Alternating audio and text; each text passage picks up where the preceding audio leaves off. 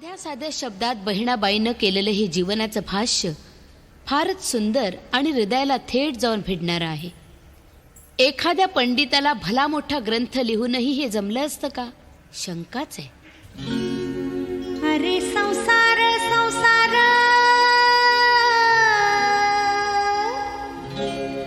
जसा तावा चुल्ह्यावर